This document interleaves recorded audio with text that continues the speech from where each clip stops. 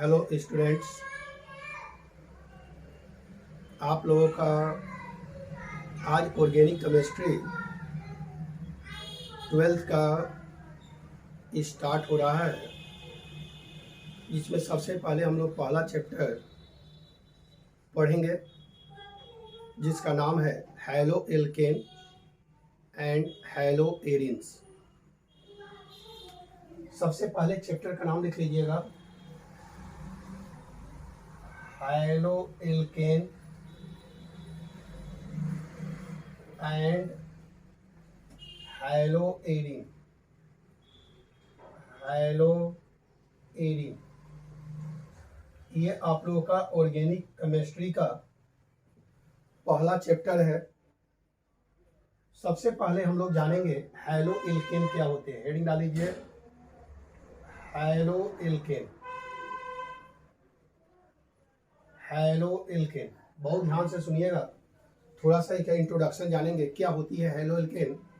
ध्यान दीजिएगा, सबसे पहला चीज, अगर किसी एल्केन में से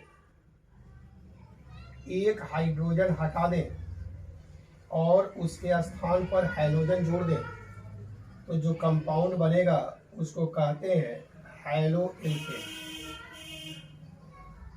एग्जाम्पल के तौर पर, अगर मैं एग्जाम्पल के तौर पर बात करूं तो मान लो हमारे पास एक कार्बन है, एक कार्बन का एल्केन है CH4। इनमें से मैं एक हाइड्रोजन हटा दूं और यहाँ पर हाइड्रोजन जोड़ दूं तो जो कंपाउंड बनेगा CH4 है, एक हाइड्रोजन निकल गया तो 3 और एक X जोड़ दीजिए, this is called halo alkane. यहाँ पर थोड़ा सा एक बात बता दूं मैं कि एल्केन आप लोग क्लास 11th में पढ़े होंगे और एल्केन का जो जनरल फॉर्मूला होता है वह होता है CnH2n+2। यहाँ पर जो n है यह नंबर ऑफ कार्बन है, नंबर ऑफ कार्बन। अब आप बताइए, अगर हैलो एल्केन बनाना है तो इनका फॉर्मूला क्या हो जाएगा। तो जनरल फॉर्मूला अगर हैलो एल्केन की बात करूं, नाम देखने से स्पष्ट है, एक हाइड्रोजन हटा है मतलब CnH2n+1 और एक हाइड्रोजन जुड़ा है मतलब CnH2n+1 और X। This is the general formula for halo alkanes. बहुत आसान है, एल्केन अगर समझ में आया है तो हैलो एल्केन समझ जाएंगे। और एल्केन के बारे में थोड़ा सा मैं बात कर दूं कि जो CnH2n+2 फॉर्मूला है, यहाँ n का नंबर मतलब कार्बन का नंबर 1 2 3 4 करते रहिए और एल्केन में कार्बन का नंबर बदलता जाएगा और इस तरह से हमारा हैलो एल्केन भी बनता रहेगा। चलिए हेडिंग डाल लीजिएगा, क्लासिफिकेशन। अब हम बात करते हैं कि हैलो एल्केन को कितने भाग में क्लासिफाई किया गया है। तो हेडिंग डाल लीजिएगा, क्लासिफिकेशन। और क्लासिफिकेशन की बात करें तो उसमें सबसे पहले हम लोग जानेंगे कि मोनो हैलो एल्केन्स क्या होते हैं। सबसे पहला, मोनो हैलो एल्केन्स क्या होते हैं। मोनो हैलो एल्केन्स ध्यान दीजिएगा, नाम से स्पष्ट है, अगर किसी हैलो एल्केन के अंदर केवल व केवल एक ही हाइड्रोजन होगा तो उसको मोनो हैलो एल्केन्स कहेंगे। जैसे मान लीजिए CH3 और इससे एक क्लोरीन जुड़ जाए तो बताइए इसमें एक ही हाइड्रोजन है तो यह है मोनो हैलो एल्केन्स। मान लीजिए एक और कंपाउंड, एग्जाम्पल एक और ले लेता हूँ, एक और एग्जाम्पल ले लिया जाए।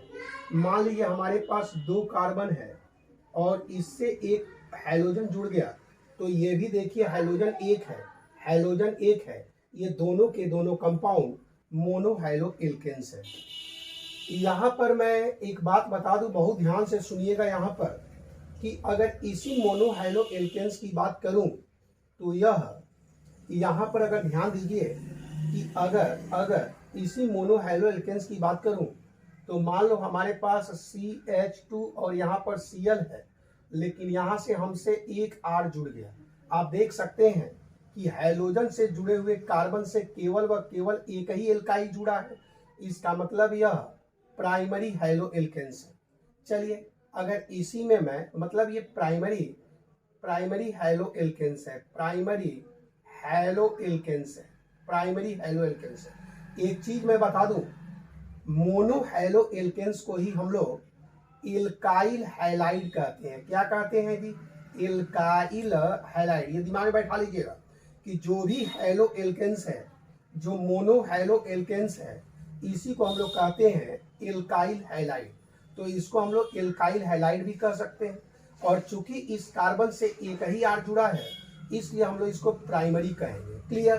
अब थोड़ा सा ध्यान दीजिए, अगर इसी में हम CH कर दें और यहाँ पर भी R और यहाँ पर भी R जोड़ें और यहाँ पर क्लोरीन, अब ध्यान दीजिए, इसमें भी क्लोरीन एक है, तो मोनो हैलो एल्केन्स तो है ही, लेकिन हैलोजन से जुड़े हुए कार्बन पर 2 R है, मतलब 2 इल्काइल ग्रुप है, इसलिए यह सेकेंडरी इल्काइल हैलाइड है, सेकेंडरी इल्काइल हैलाइड है। चलिए, अगर यहीं पर मैं बात करूं कि ये भी हाइड्रोजन को हटा दिया जाए और 3 जगह इल्काइल ग्रुप ले लिया जाए और इनसे हैलोजन जोड़ दिया जाए। अब आप खुद देख लीजिएगा यहाँ पर कि हैलोजन से जुड़े हुए कार्बन पर 3 इल्काइल ग्रुप है, तो ये कैसा कंपाउंड है? टर्शियरी इल्काइल हैलाइड है, टर्शियरी इल्काइल हैलाइड है। इसका मतलब अगर हम बात करें कि अगर जो मोनो हैलो एल्केन्स है वह खुद 3 प्रकार के होंगे, एक होंगे प्राइमरी एल्किल हैलाइड, एक होंगे सेकेंडरी एल्काइल हैलाइड और एक होंगे टर्शियरी एल्काइल हैलाइड। एक बात यहाँ पर याद कर लीजिएगा, नोट करके, यहाँ पर नोट करके याद कर लीजिएगा कि जो आप बार बार X लिख रहे हैं हैलोजन, तो यह 17th ग्रुप का एलिमेंट्स है और 17th ग्रुप में जितने भी एलिमेंट हैं वह फ्लोरीन, क्लोरीन, ब्रोमीन और आयोडीन यूज कर सकते हैं। इसका मतलब याद रखिएगा कि इस चैप्टर में कहीं भी X का बात करेंगे तो वह X हैलोजन होगा और इस हैलोजन के जगह पर या तो फ्लोरीन हो सकता है, नहीं तो क्लोरीन हो सकता है, नहीं तो ब्रोमीन हो सकता है और नहीं तो आयोडीन हो सकता है। अब हम लोग थोड़ा सा इसको देख लीजिए, उसके बाद मैं आगे बताता हूँ। जल्दी से कर लीजिए और कॉपी और पेन लेकर जरूर लिखिएगा, क्योंकि केवल वीडियो समझकर अगर देख लेते हैं तो कोई फायदा नहीं होगा। मैं फिर बोल रहा हूँ कि ऑर्गेनिक केमिस्ट्री जितनी इजीली समझ में आती है उतना जल्दी भूलता भी है। तो जितना भी पढ़ रहे हैं रिवाइज मत छोड़िएगा, बार बार रिवाइज करते रहिएगा। चलिए, अब हम बात करते हैं क्लासिफिकेशन में। हम लोग अभी तक क्या जाने हैं कि मोनो हैलो एल्केन्स क्या होते हैं और मोनो हैलो एल्केन्स का दूसरा नाम इल्काइल हैलाइड क्यों पड़ा। अब हम बात करते हैं कि di halo alkanes, di halo alkanes क्या होते हैं। हेडिंग डाल लीजिएगा, दूसरा नंबर डाई हैलो एल्केन्स, दूसरा नंबर हेडिंग डाल लीजिए डाई हैलो एल्केन्स। बहुत ध्यान से सुनिएगा बाबू, नाम से स्पष्ट है कि अगर किसी हैलो एल्केन के अंदर हैलोजन की संख्या 2 होगा, हैलोजन की संख्या मतलब X अगर 2 हो जाए तो उनको हम लोग डाई हैलो एल्केन्स कहेंगे। एग्जाम्पल के तौर पर अगर बात किया जाए तो मान लीजिए कि अगर यहाँ पर एक कंपाउंड है CH2 और इससे हम 2 क्लोरीन जोड़ लें तो देखिए ये डाई हैलो एल्केन्स है। क्यों? क्योंकि क्लोरीन का वो है 2 गो और इसलिए डाई हैलो एल्केन्स है। अगर हम डाई हैलो एल्केन्स की बात करें तो यहाँ पर यह 2 टाइप के होंगे। कितने टाइप के होंगे जी? 2। कौन कौन होंगे? तो एक होंगे जेमिनल और दूसरा होंगे विसिनल। अब इन बात को बहुत ध्यान से सुनिएगा। जेमिनल कब कहेंगे? अगर ये दोनों हैलोजन एक ही कार्बन से जुड़ेंगे तो उसको geminal halo di halo alkanes कहेंगे। एग्जाम्पल के तौर पर अगर हम लोग यहाँ पर बात करें CH3 CH और यहाँ पर जोड़ दें Cl2 तो देखिए यहाँ पर हमारे पास 2 हैलोजन एक ही कार्बन से जुड़ा है। यहाँ पर 2 हैलोजन एक ही कार्बन से जुड़ा है और इसलिए इनको जेमिनल कहेंगे। चलिए, अगर विसिनल की बात कर लूं तो अगर 2 हैलोजन अलग अलग कार्बन से जुड़ेंगे तो उसको विसिनल कह देंगे। जैसे एग्जाम्पल के तौर पर अगर हम लोग एक क्लोरीन को इस कार्बन से जोड़ दें और दूसरे क्लोरीन को इससे जोड़ दें, तो देखिए दो हैलोजन अलग अलग कार्बन पर हैं और इसलिए इनको कहेंगे विसिनल। अलग अलग का मतलब एडजेसेंट होना चाहिए। अगर एडजेसेंट कार्बन पर दो हैलोजन होंगे तो इनको विसिनल कहेंगे। इसका मतलब जेमिनल और विसिनल दोनों डाई हैलो एल्केन्स है। क्यों? क्योंकि दोनों में दो ही हैलोजन है। अंतर बस इतना ही है कि अगर जेमिनल कहेगा तो एक ही कार्बन पर दो हैलोजन होंगे और अगर विसिनल कहेगा तो दो हैलोजन एडजेसेंट कार्बन पर होंगे। हेडिंग डाल लीजिएगा ट्राई हैलो एल्केन्स। बहुत इंपॉर्टेंट ये फैमिली है क्लासिफिकेशन का, तो हेडिंग डाल लीजिए ट्राई हैलो एल्केन्स। अब थोड़ा सा इस बात को समझिएगा। ट्राई मतलब कितना? 3 गो। इसका मतलब अगर एक कार्बन पर 3 गो हैलोजन लगा दे तो इनको हम लोग ट्राई हैलो एल्केन्स कहेंगे। इनका एक कॉमन नाम होता है, कॉमन नाम जिनको हम लोग कहते हैं हैलोफॉर्म। क्या कहेंगे जी? हैलोफॉर्म। यह हैलोफॉर्म इतना ज्यादा इंपॉर्टेंट है कि अगर हम लोग यहाँ पर क्लोरीन रख दें तो इनको हम लोग क्लोरोफॉर्म कहेंगे। क्या कहेंगे? क्लोरोफॉर्म कहेंगे। ध्यान दीजिएगा, क्लोरोफॉर्म का यूज बेहोश करने के लिए किया जाता है, एनेस्थेटिक के रूप में यूज किया जाएगा। आगे मैं बहुत डिस्क्राइब रूप से इसका एक्सप्लेनेशन करूंगा।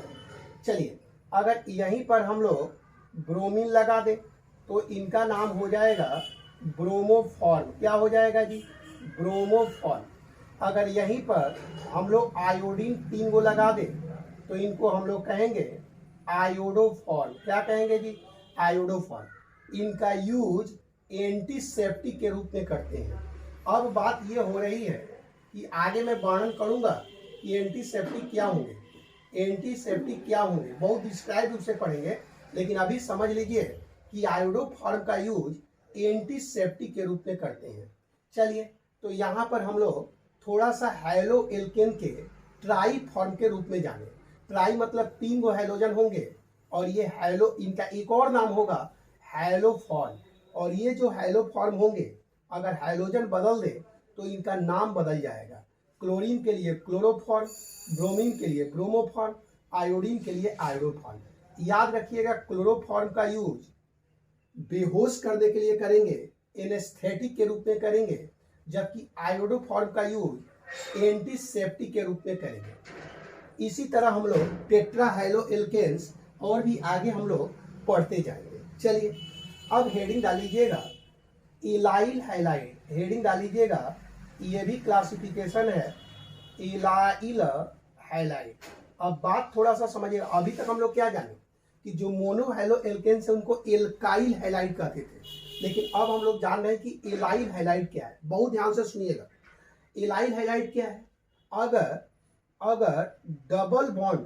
डबल बॉन्ड से जुड़े हुए कार्बन पर कोई हैलोजन जुड़ेगा तो उनको इलाइल हैलाइड कहेंगे। मतलब डबल बॉन्ड से जुड़े हुए कार्बन पर, डबल बॉन्ड से जुड़े हुए कार्बन पर अगर कोई हैलोजन जुड़ेगा तब इनको इलाइल हैलाइड कहेंगे। एक चीज याद रख लीजिएगा, इलाइल तब किसको कहते हैं? तो डबल बॉन्ड से जुड़े हुए कार्बन को इलाइल कहते हैं।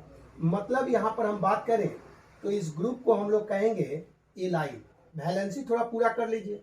कार्बन की वैलेंसी 4 होती है, तो 4 में से 2 तो पूरा है और 2 यहाँ हाइड्रोजन लगा दें। इसी तरह यहाँ 3 पूरा है तो 1 हाइड्रोजन लगा दें और यहाँ पर 2 हाइड्रोजन लगा दें, तो ये हमारा इलाइल हैलाइड हो गया।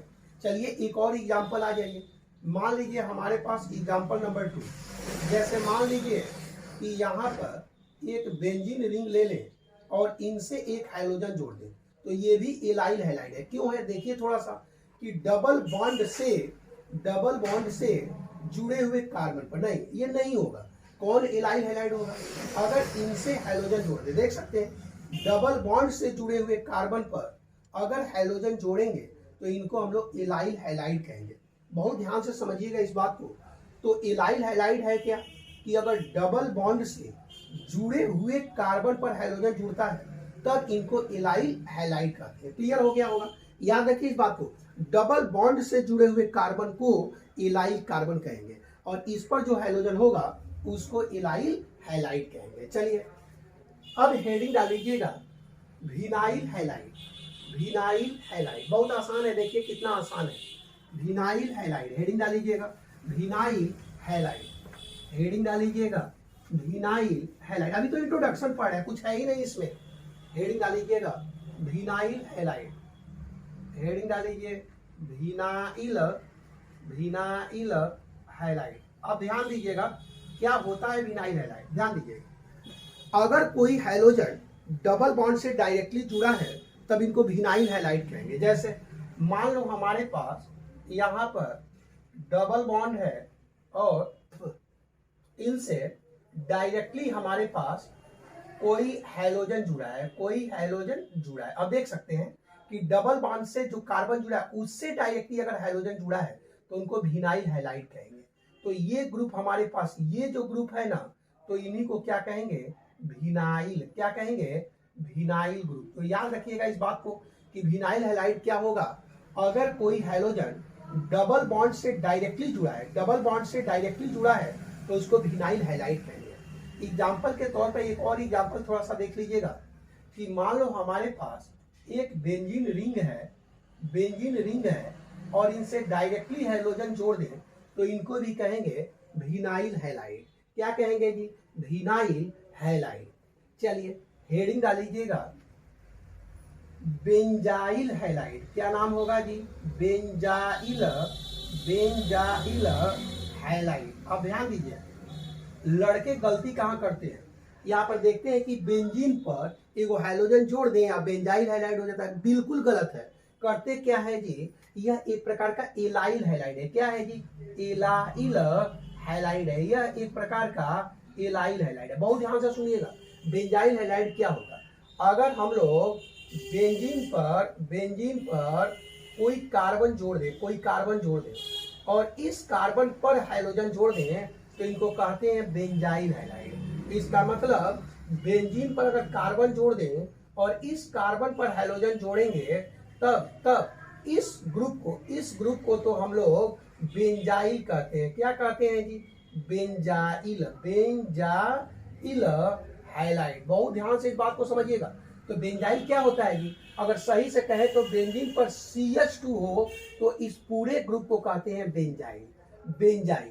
अब एक बात याद रखिएगा, यहाँ पर अगर एक और हाइड्रोजन हटा देंगे ना तो बेंजल कह देंगे, मतलब CH जुड़ जाए तो बेंजल कह देंगे, और अगर दोनों हाइड्रोजन हटा दें तब इसको बेंजो कह देंगे। याद रखिएगा इस बात को कि बेंजाइल क्या होती है जी, तो बेंजाइल क्या होगा, बेंजीन पर जब एक कार्बन जुड़ेगा तो उनको बेंजाइल कहते हैं, बेंजाइल कहते हैं। एक और हाइड्रोजन हटा दे तो बेंजल कहते हैं, एक और हटा दे तो उसको बेंजो कहते हैं, और इस कार्बन पर अगर हाइड्रोजन जोड़ दें तो इसको कहते हैं बेंजाइल हैलाइड। क्लियर है ना? चलिए अब एक लास्ट नंबर पढ़ लीजिएगा, हेडिंग डाल लीजिए फिनाइल हैलाइड। क्या होता है जी, फिनाइल हैलाइड। अब ध्यान दीजिए थोड़ा सा, फिनाइल क्या होता है, अगर बेंजीन में से डायरेक्टली हाइड्रोजन को हटा दे तो उसको फिनाइल कहते हैं। मतलब अगर हम लोग बेंजीन ले ले और बेंजीन में से एक हाइड्रोजन हटा दे तो उनको फिनाइल कहते हैं, और यहाँ पर हैलोजन जोड़ दें तो इस ग्रुप को हम लोग कहते हैं फिनाइल। क्या कहते हैं जी, फिनाइल। याद कीजिए कि बेंजीन का सूत्र क्या होता है, फॉर्मूला क्या होता है, C6H6। तो बेंजीन में से एक हटा दें तो फिनाइल का फॉर्मूला क्या हो जाएगा, C6H5। मतलब ये पूरा ग्रुप या तो ये लिखिए और नहीं तो C6H5, इसको फिनाइल कहेंगे, और इन्हीं से जोड़ दें हैलोजन तो इनको कहेंगे फिनाइल हैलाइड। अगर कोई भी प्रॉब्लम हो तो बता दीजिएगा। ये अभी तक आप लोग जो पढ़े हैं यह क्लासिफिकेशन है, ठीक है। चलिए अब हम लोग एक बार मैं थोड़ा सा रिवाइज करा देता हूँ, सुन लीजिएगा। अभी हम लोग मोनो हैलो एल्केन्स पढ़े, उसमें प्राइमरी, सेकेंडरी और टर्शियरी पढ़े थे। उसके बाद हम लोग एलाइल पढ़े थे, मतलब मोनो हैलो एल्केन्स का ही एक और नाम क्या था जी, तो उनका एक और नाम था कि एल्काइल हैलाइड। उसके बाद डाई हैलो एल्केन्स पढ़े थे, उसमें जेमिनल और विसिनल पढ़े। जेमिनल क्या होता था, अगर दो हैलोजन एक ही कार्बन से जुड़ेगा तो जेमिनल कह देते थे, और अगर एडजेसेंट कार्बन पर होगा मतलब अलग अलग पर तो ओरिजिनल कह देते थे। उसके बाद ट्राई हेलो एल्केन्स पढ़े थे, और ट्राई हेलो एल्केन्स में हेलो, इसको एक और नाम कह देते हैं हेलोफॉर्म। और हेलोफॉर्म 3 गो, एगो क्लोरोफॉर्म, ब्रोमोफॉर्म और आयोडोफॉर्म। अगर क्लोरोफॉर्म तो इनका यूज एनेस्थेटिक के रूप में, कि आदमी अगर कोई बेहोश करना है ना केहू के, तो उसको वहां पर यूज कर लेंगे। और यहाँ पर आयोडोफॉर्म का यूज हम लोग कहाँ पर करेंगे, एंटीसेप्टिक के रूप में, ठीक है। और उसके बाद हम लोग कहे थे कि बहुत से हेलो एल्केन्स होते हैं, कि टेट्रा पेंटा हेक्सा कोनो हेलो एल्केन्स पढ़ सकते हैं, ठीक है। उसके बाद हम लोग पढ़े थे एलाइल हैलाइड। तो एलाइल क्या होता है था जी, कि अगर डबल बॉन्ड से जुड़े हुए कार्बन पर हेलोजन जुड़ेगा तब उसको एलाइल हैलाइड कह देंगे। और अगर कोई हेलोजन डबल बॉन्ड से डायरेक्टली जुड़ा है तो उसको विनाइल कह देते थे। और बेंजाइल कब कहते थे, जब बेंजीन पर एगो कार्बन जोड़ देंगे, और कार्बन जोड़ देंगे तो उनको तो कहते हैं टोल्यूइन। याद रखिए, बेंजीन पे कार्बन जोड़ दे उसको कहते हैं टोल्यूइन, और टोल्यूइन में से हाइड्रोजन निकाल दे उसको कहते हैं बेंजाइल। और इस कार्बन पर अगर हाइड्रोजन जोड़ दे तो बेंजाइल हैलाइड कहते थे। ये जनरली अगर देखा जाए ना, एक प्रकार का एलाइल हैलाइड ही है। और इसी बेंजाइल में से एक और हाइड्रोजन हटा दीजिए तो बेंजल कह देंगे, एक और हाइड्रोजन हटा दीजिए तो इसको बेंजो कह देते हैं। देखिए कितना आसान है ये। और उसके बाद लास्ट में हम लोग पढ़े थे कि फिनाइल हैलाइड। तो फिनाइल क्या होता है जी, रट जाओ इस बात को, कि बेंजीन में से, देखिए एल्केन में से हाइड्रोजन हटाते हैं तो एल्काइल कह सकते हैं, लेकिन बेंजीन में से हटाएंगे ना तो बेंजाइल नहीं कहेंगे, फिनाइल कह देंगे। तो फिर बेंजाइल किसको कहते हैं, टोल्यूइन में से। टोल्यूइन क्या होता है जी, कि बेंजीन पर एक कार्बन जोड़ दें तो उसको टोल्यूइन कहते हैं। और इस कार्बन से हाइड्रोजन हटा दें तो उसको क्या कहते हैं, बेंजाइल। और इस पर हाइड्रोजन जोड़ दें तो कहते हैं बेंजाइल हैलाइड। लेकिन फिनाइल क्या होता है, बेंजीन में से हाइड्रोजन हटा दे तो फिनाइल कहेंगे, और इस पर हाइड्रोजन जोड़ दे तो इनको कहते हैं फिनाइल हैलाइड। इतना तक में कोई प्रॉब्लम हो तो पूछ लीजिएगा, जरूर कमेंट कीजिएगा कमेंट बॉक्स में आकर। तो उसके बाद मुझे जो भी लगेगा मैं तुरंत आपको आंसर दूंगा। चलिए अब हम थोड़ा सा बात करते हैं कि हेलो एल्केन्स हम लोग बनाएंगे कैसे। तो हेडिंग डालीजिएगा, method of preparation of halo alkanes. तो हेडिंग डालीजिएगा। थोड़ा सा इसमें हाइब्रिडाइजेशन का भी क्वेश्चन है, बाद में मैं करा दूंगा, कोई मुश्किल नहीं है। अब यहां पर हेडिंग डालीजिएगा कि method of preparation of hello alkanes. Method of preparation of hello alkanes. Method of preparation of hello alkanes. अब बात थोड़ा सा समझिएगा कि हेलो एल्केन्स कितने तरीके से बनाएंगे। चलिए सबसे पहला हेडिंग डालीजिएगा, फ्रॉम एल्केन। मतलब एल्केन से हम लोग हेलो एल्केन कैसे बनाएंगे। देखिए कितना आसान है, कुछ करना नहीं है बाबू। एल्केन की बात कर ले रहे तो याद कीजिए, कार्बन के बीच में अगर सिंगल बॉन्ड हो जाए ना तो उसको एल्केन कह देते हैं। फॉर्मूला हमको याद है कि CnH2n+2, इनको एल्केन कहते थे, याद है। और एन क्या होता था, कार्बन की संख्या होती थी। चलिए हम बात करते हैं। तो जनरली तो एल्केन का फॉर्मूला याद रखिए कि CnH2n+2। यहाँ पर एन क्या होता था जी, कार्बन की नंबर होता था। क्या होता था, कार्बन की नंबर होता था।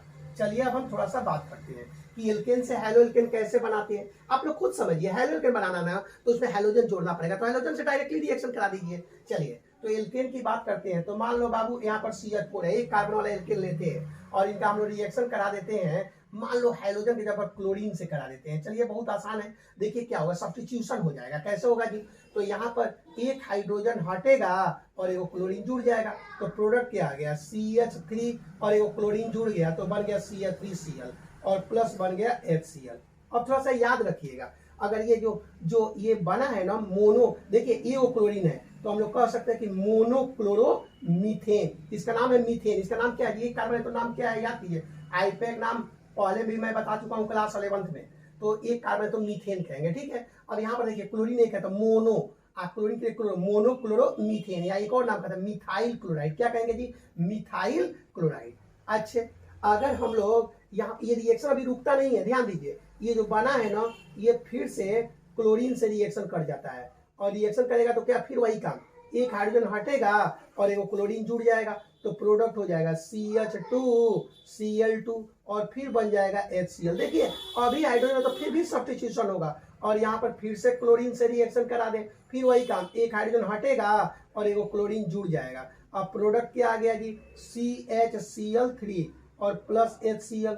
और अगर यहाँ फिर से क्लोरीन से रिएक्शन करा दें तो फिर वही काम, हाइड्रोजन हटेगा और क्लोरीन जुड़ जाएगा, तो प्रोडक्ट बन गया CCl4 और प्लस HCl। अब एक चीज बता देना कि अगर हमको हैलो एल्केन्स बनाना है तो हैलो एल्केन्स बनाने के लिए यह अच्छा लैब मेथड नहीं है, प्रयोगशाला में लैब में बढ़िया से इससे नहीं बनाया जाएगा। क्यों इस मेथड से नहीं बनाएंगे?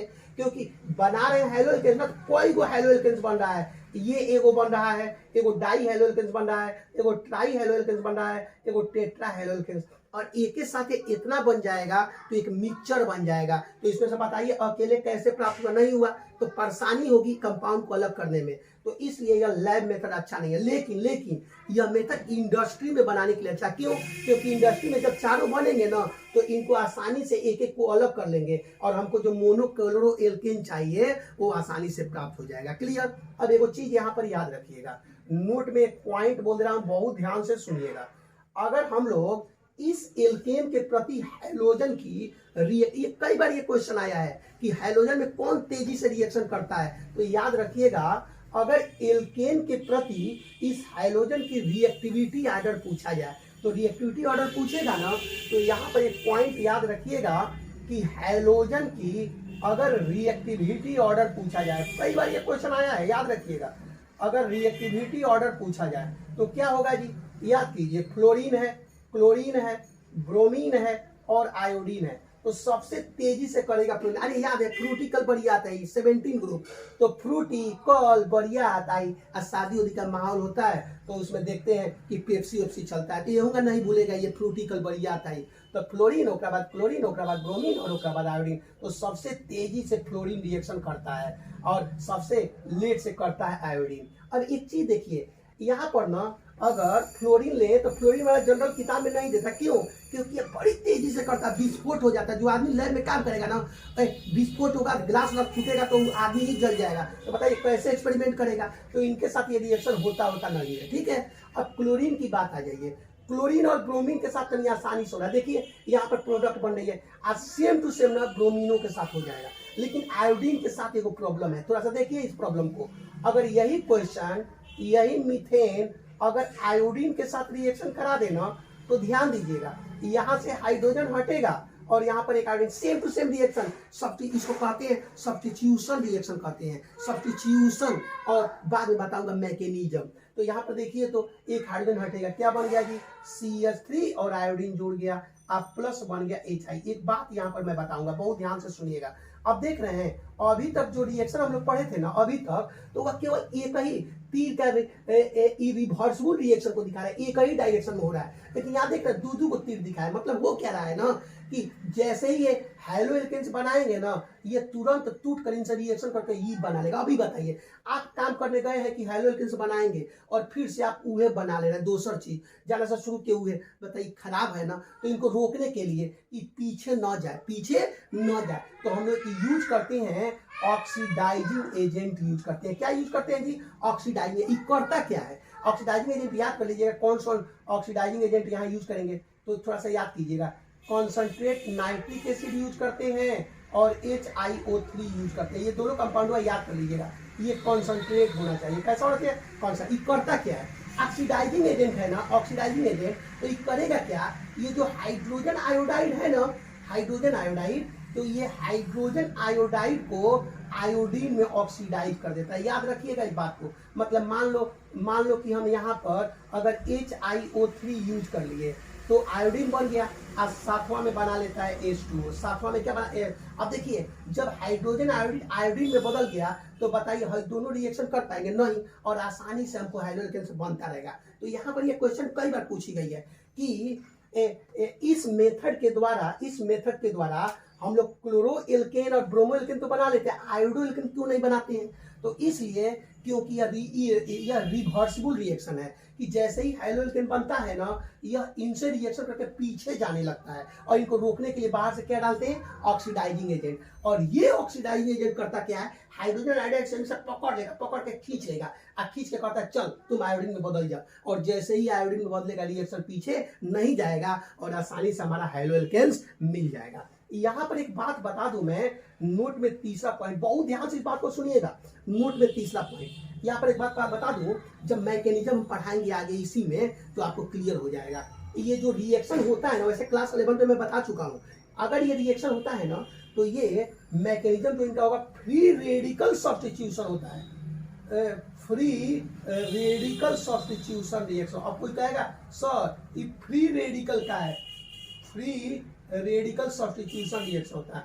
तो फ्री रेडिकल क्या है याद रखिएगा, कोनो एटम या एटम का ग्रुप एक संग हो, अगर ओकरा ऊपर एगो डॉट हो ना, एगो, तो उसको फ्री रेडिकल कहते हैं। आगे चल के मैं वर्णन करूंगा। जैसे मान लो यहाँ पर CH3 है और एगो डॉट लगा दे तो इसको कहते हैं मिथाइल फ्री रेडिकल, और इसी तरह क्लोरीन है और इन पर डॉट लगाएंगे क्लोरीन फ्री रेडिकल। तो जो नामुआ है ओकरा संगवा एगो फ्री रेडिकल लगा देंगे तो उसको नाम है फ्री रेडिकल। याद रखिएगा, आगे चल के बताऊंगा। आप कभी कभी यहीं पर एक क्वेश्चन पूछा जाता है, याद रखिएगा। अब यहाँ तो है नहीं जगह, लेकिन थोड़ा सा देख लीजिएगा। चौथा पॉइंट, अगर इसी क्वेश्चन में ना एल्केन की हाइड्रोजन के प्रति रिएक्टिविटी ऑर्डर पूछा जाए ना, तो याद रखिएगा टर्शियरी, ओकरा बाद सेकेंडरी और ओकरा बाद प्राइमरी। बतिया तनी याद रख लीजिएगा, क्वेश्चन यहाँ से पूछा गया है, ठीक है। और अब मैं थोड़ा सा वीडियो लंबा हो रहा है तो आगे इसके बाद मैं एल्कीन से बनाना सिखाऊंगा, ठीक है। अब जितना बताया हूँ इससे बाहर के क्वेश्चन, बाहर से क्वेश्चन नहीं बनेगा। कितनों कोई मेहनत कर लेगा ना तो इससे बाहर से क्वेश्चन अब नहीं बनेगा, बस इसको यूज कीजिएगा और सभी तरह के क्वेश्चन बन जाएगा। Thank you to all of you, for all of the student जो मेरे चैनल को देख रहे हैं। बढ़िया से पढ़िएगा और जो क्वेश्चन है उसको अपने कॉपी पर सॉल्व कीजिए। चाहे नीट में आया चाहे JEE में, सब खेल है, कुछ होता नहीं है। क्वेश्चन बनाइए, एकदम आसान से बन जाएगा। Thank you.